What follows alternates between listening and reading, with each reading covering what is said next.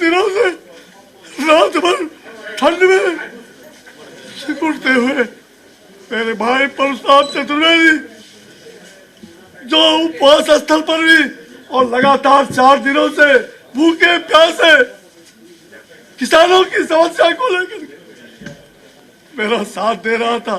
अभी अभी मुझे खबर आई, मैं यहाँ बैठा हूँ कि मेरे भाई का हार्ट अटैक हो गया और वो मृत्यु का शिकार हो।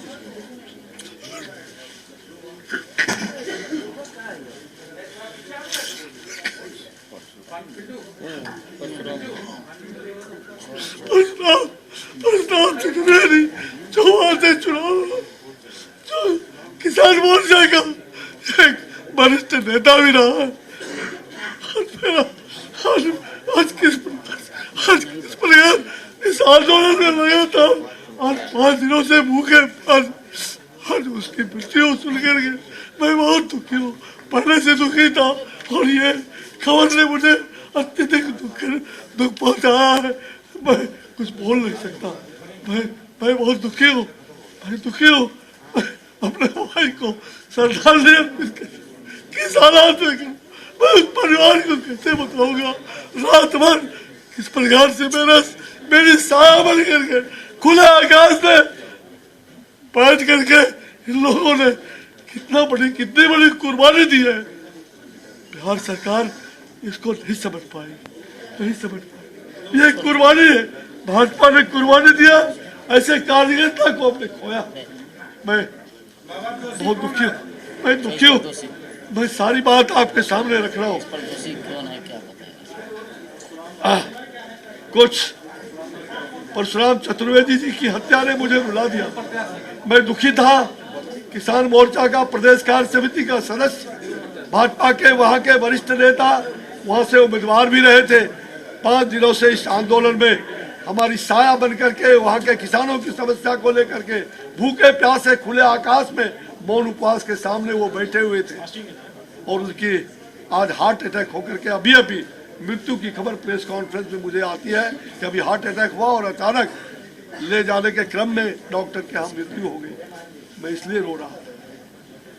भाइयों, मैं आज जो मेरी हत्या की साजिश करवाने का एक मृत्यु अगर हुआ है हमारे परशुराम जी चतुर्वेदी का, तो निश्चित रूप में ये सरकार किस प्रकार से बाध्य कर दिया कि खुले आकाश में भी आंदोलन करना पड़ा। ये कारण क्या है, मैं उसके बारे में पूछना चाहता हूँ। किसानों पर अत्याचार हो रहा है, युवाओं पर रोजगार, युवाओं को रोजगार के बजाय लाठियां बिहार में मिल रही है और वही जंगल राज की फिर से जंगल राज 3 इसकी वापसी हो जाती है बिहार में, जिसे बिहार की जनता ने हमेशा खारिज किया है। वही जंगल राज जिसने बिहार को हिंसा की आग में झोंका, जातियों में बांटने का काम किया, पलायन के लिए लोगों को मजबूर होना पड़ा। आज फिर वही साजिश चल रही है। आज फिर वही, पहले रामायण गीता महाभारत जलाए गए थे। मैं याद दिला रहा हूं भाइयों, उसी राजद के शासनकाल में, जंगल राज के शासनकाल में, और आज फिर उसी शासनकाल में रामचरितमानस के बारे में वहां पर गुंडों ने ये साजिश रचा है। बिहार के अंदर मंत्री बोलता है रामचरितमानस के बारे में, भड़काता है लोगों को, और रामचरितमानस जो भगवान राम की मर्यादा पुरुष, जो भगवान राम सबको लेके चले, भील, आदिवासी, अनुसूचित जाति, गरीब, सबको लेके चले। आज उस श्री राम के बारे में, उस बक्सर के आध्यात्मिक नगरी को कलंकित करने का काम सत्ता पोषित गुंडों के द्वारा अंबेडकर जी को वहां मूर्ति पर धोने का काम हमारे धरना के बाद राजद के संपोषित गुंडे, जनता दलियों के और तमाम ऐसे लोग और तमाम वहां पर लोकल पुलिस मौन बैठा हुआ था।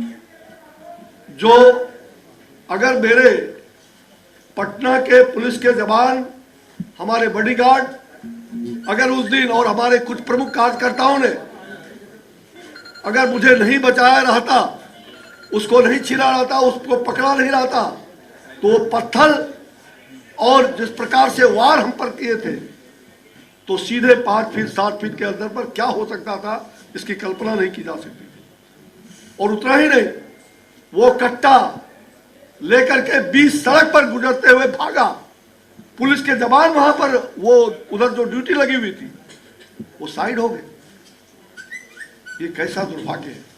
मैं सारे घटना का अद्यतन और सत्य जो घटी है आज, वो मुझे आक्रोश है। मैंने इसके संदर्भ में वहां के डीएम और एसपी को तुरंत, और साथ ही चीफ सेक्रेटरी को भी, बिहार सरकार के तमाम आला पदाधिकारियों को, डीआईजी, तमाम लोगों को, डीजीपी, सबको मैंने सूचना दी उस दिन।